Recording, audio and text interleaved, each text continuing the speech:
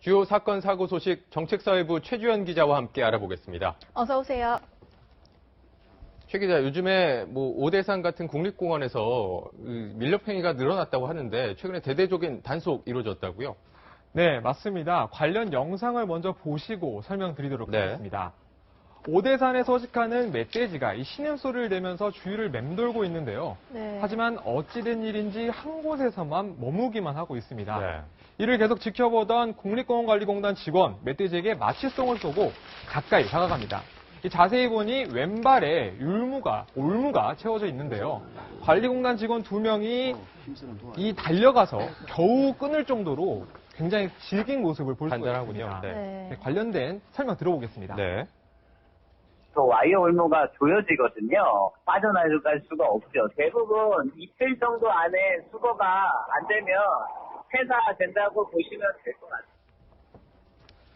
이처럼 올무나 덫 같은 불법 사냥 도구는 아무래도 야생동물에게 굉장히 위협적일 수밖에 없는데요. 네. 지금 보시는 영상 같은 경우에는 2012년에 노루가 올무에 발이 묶여서 고통스러워하는 모습입니다. 네. 특히 겨울에는 이 눈이나 낙엽 사이에 이런 도구들이 숨겨놓기 굉장히 쉽지 않겠습니까? 그러다 보니 멸종위기 종으로 분류되는 야생동물들이 곰이나 여우 같은 야생동물들이 이런 밀렵 도구로 피해를 볼 수가 있다는 것입니다. 네, 그렇군요.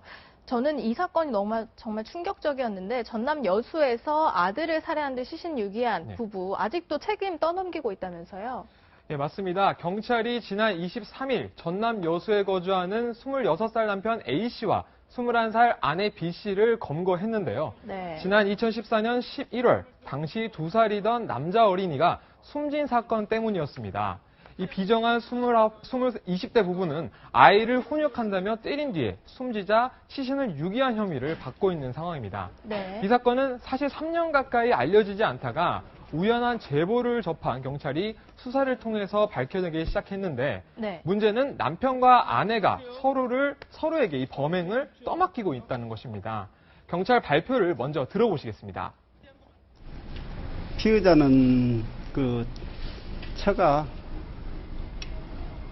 차가 지금 혼육을 하다가 넘어져서 다쳤다가 죽었다는 것이고, 차는 신랑이 피의자가 폭행으로 인해서 죽었다. 그렇게 진술 서로 엇갈리고 있습니다.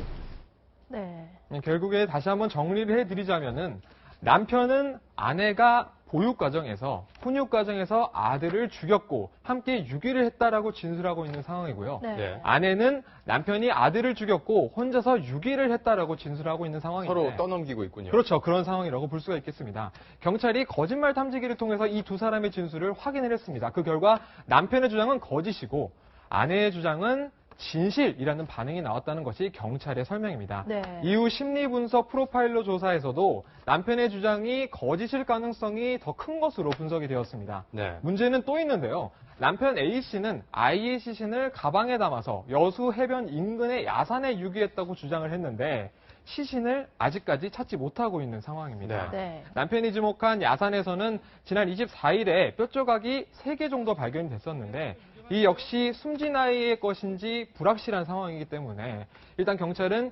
26살인 남편 A씨를 폭행 치사와 사체 유기 혐의로 그리고 네. 21살 아내 B씨에게는 이 같은 상황에 대해서도 방조한 혐의로 검찰에 송치한 상황입니다. 네.